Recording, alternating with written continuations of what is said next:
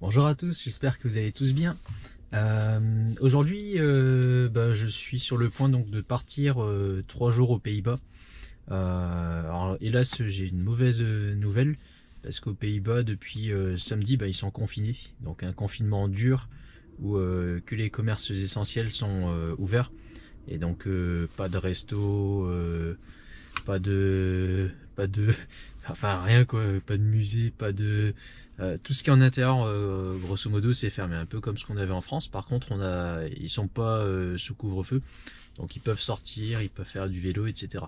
Et donc nous, ce qui s'est passé, c'est que il y a un peu plus d'un mois, ma femme se disait tiens, on va aller partir aux Pays-Bas, parce qu'aux Pays-Bas, en fait, jusque-là, ils ont jamais, ils ont eu à chaque fois des confinements un peu moins durs que chez nous en France. Et on s'était dit qu'ils n'allaient pas avoir de confinement d'ici Noël, et en fait pas de bol, ouais, ils vont être confinés. Et donc on avait deux choix, soit on partait, soit on partait pas. Si on partait, on avait la possibilité donc d'aller sur place, de pas pouvoir bénéficier de toutes les animations qu'il y a à chaque fois à Center Park. Et ils nous faisaient un remboursement de 15 euros par personne, donc sans compter en fait la durée du séjour, etc. Il dit juste voilà, on vous rembourse 15 euros par personne, que vous venez une journée, une semaine, etc. Et donc bon, c'est pas évident, mais c'est comme ça. Sinon, on aurait pu décaler à février ou avril ou juin sur d'autres vacances. Mais bon, on avait déjà prévu, j'avais posé mes CP, etc. Donc on va quand même y aller. Ça se trouve à 1 heure de la Belgique, et la Belgique, eux, ne sont pas confinés. Donc ça nous permettra quand même d'aller faire des tours en Belgique. Je pense qu'on changera un petit peu notre planning. On va voir là dans les 3 jours qui viennent qu'est-ce qu'on fait. Mais donc pour le programme d'aujourd'hui, on va partir donc de Lille. On va aller au Center Park. Donc le Center Park, c'est celui, hop, euh, c'est le, attendez, je vais vous le remettre, tac. Voilà, donc le Center Park, il se trouve à Etmerdal. Je le prononce certainement pas bien. Et donc c'est le Aquamundo Etmerdal. Et donc on va voir sur le trajet. Voilà. Donc on va arriver ici, derrière Eindhoven. Donc Eindhoven ici, et on est un petit peu plus loin. Et donc on passe à travers la Belgique. On a un trajet ici de 249 km avec donc 2h48 sur la route. Et il prévoit donc une arrivée avec 16%. Donc ça va être intéressant, hein, parce que moi je vais rouler toujours aux limites, au régulateur.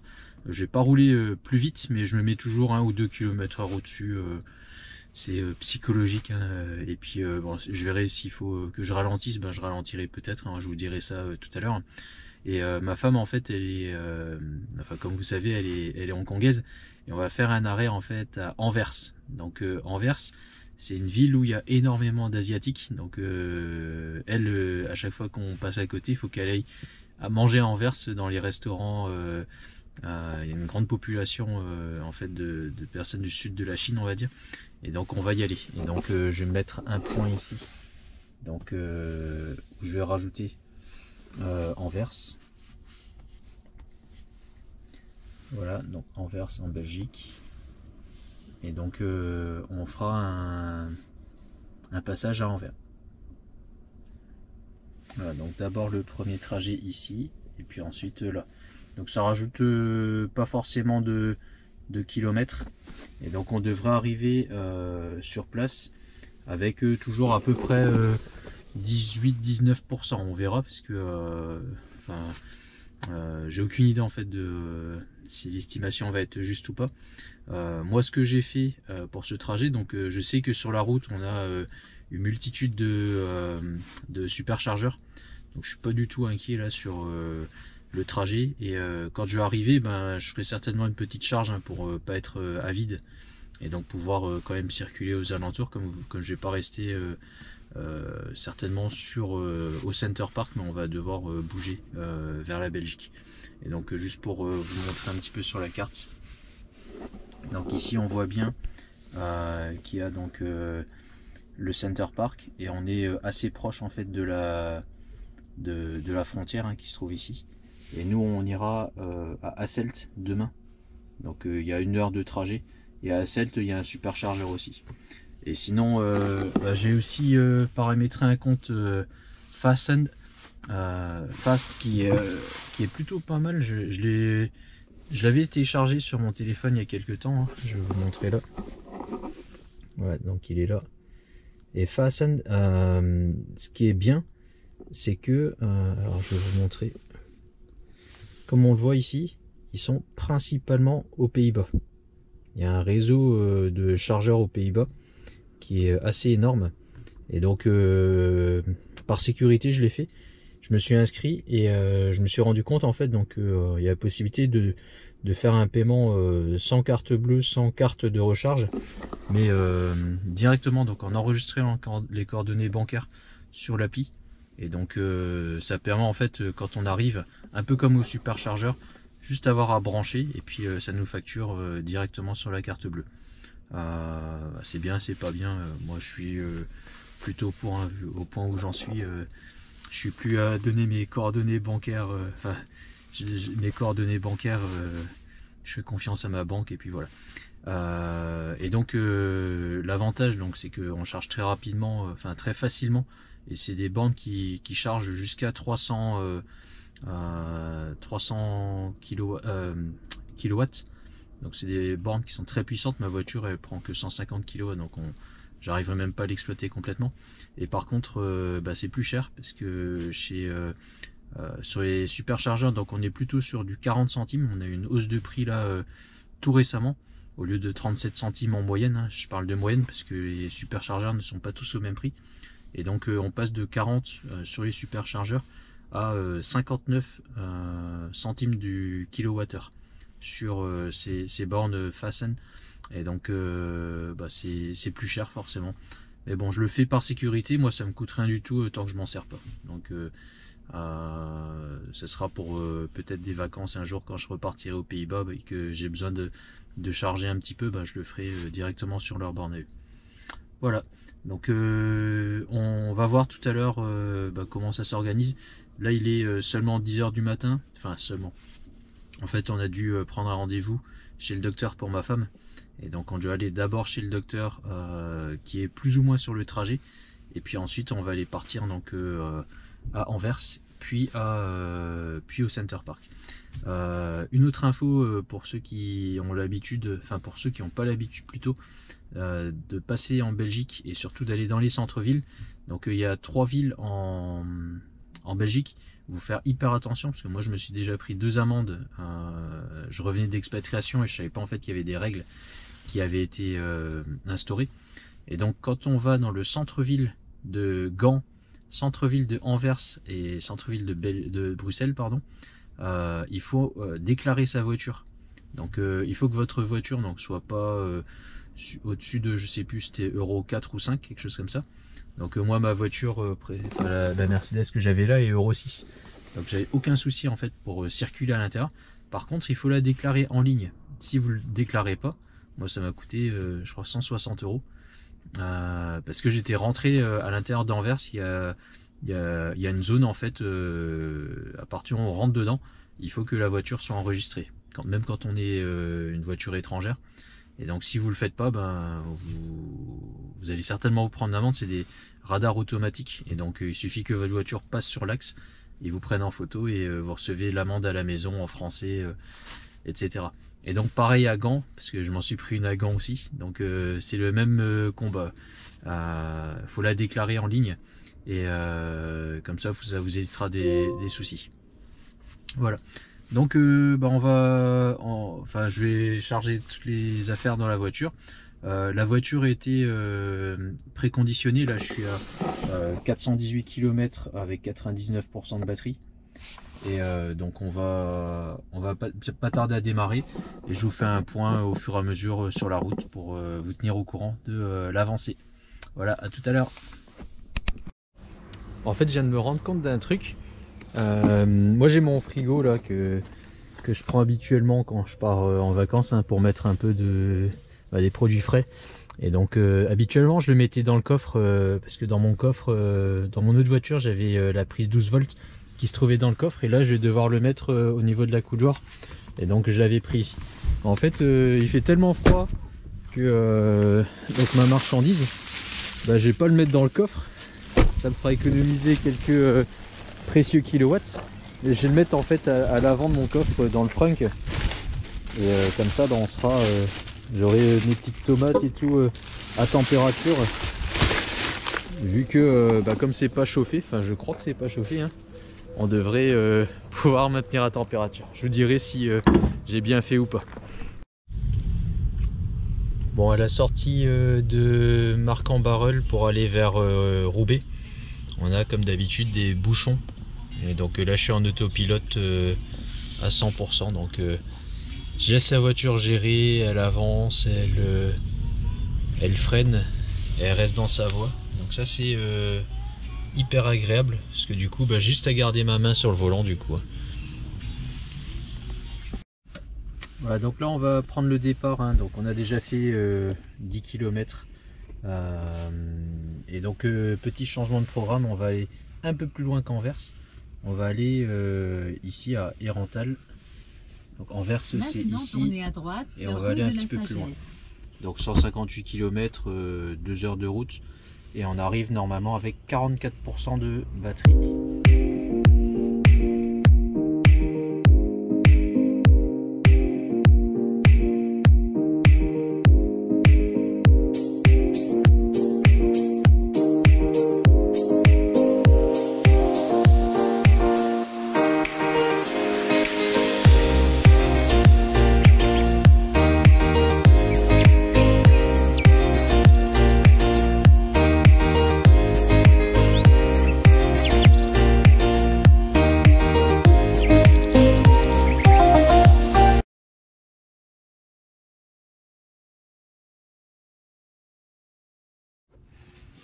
Voilà, donc on est arrivé à la première attraction, hein, on va s'arrêter.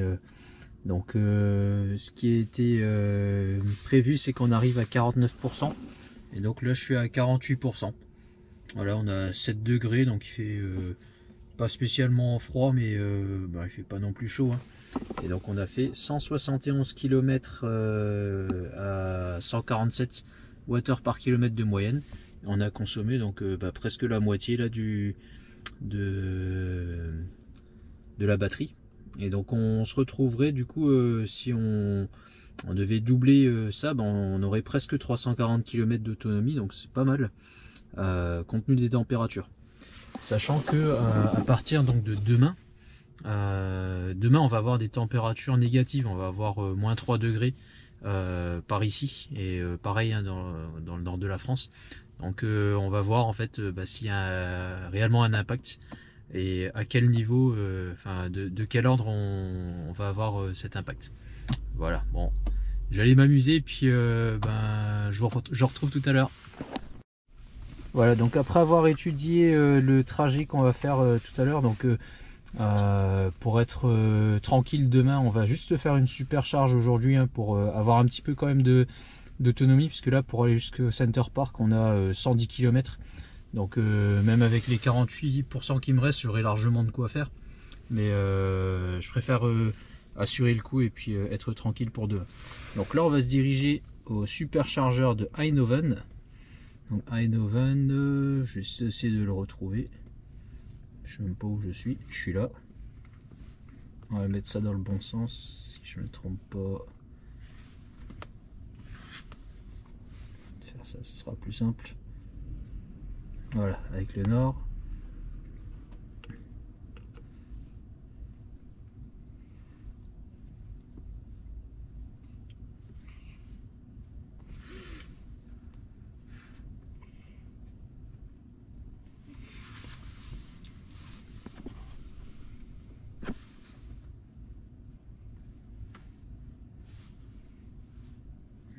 Voilà, Eindhoven, c'est bien ici. Donc on va aller s'arrêter là, à Eindhoven. Donc pour aller jusqu'à Eindhoven, on va regarder 51 km à peu près. Donc là la voiture va préchauffer la batterie automatiquement. On va arriver avec 21%, et puis sur place je pense que je chargerai jusqu'à quelque chose comme 80% pour être tranquille. Voilà, donc on reprend la route.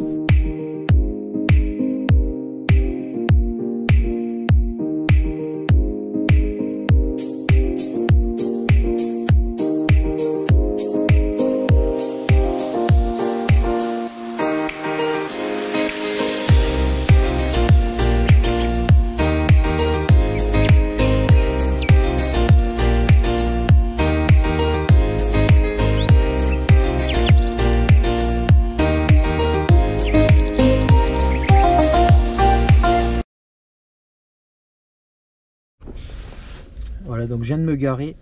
Alors il y a une information, je pense, qui est quand même importante. Hein.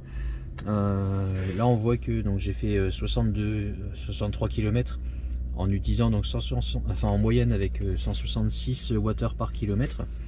Depuis ce matin, la moyenne était de 152.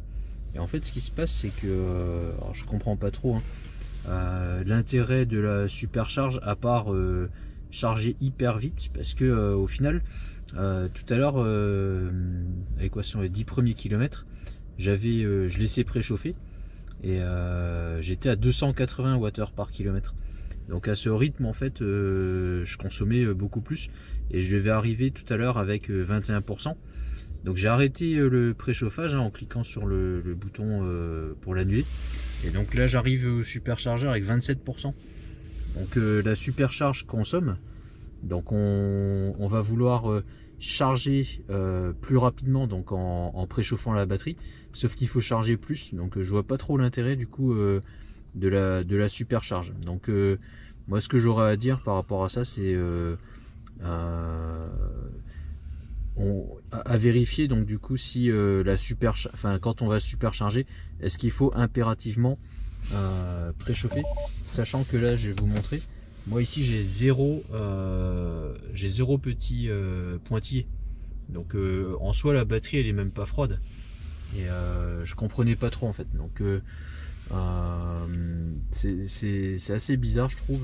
Moi je préfère ne pas lancer le préchauffage, et là on va charger, on va voir à quelle vitesse on va se retrouver. Alors j'ouvre ça et puis bon, on va le faire ensemble.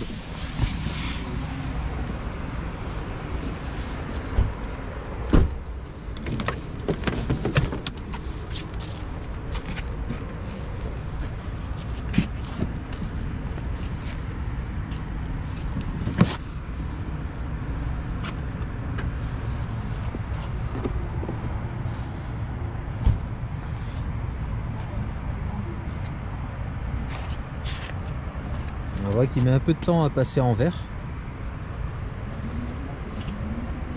Ça y est.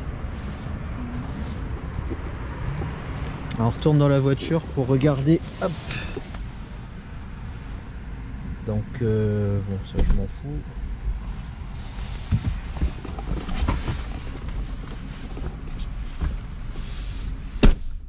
J'ai pas rentré de limite, donc là il considère que j'ai chargé à 100%. Moi ce que je vais faire, j'ai le chargé pas à 100% mais à 80 on va dire.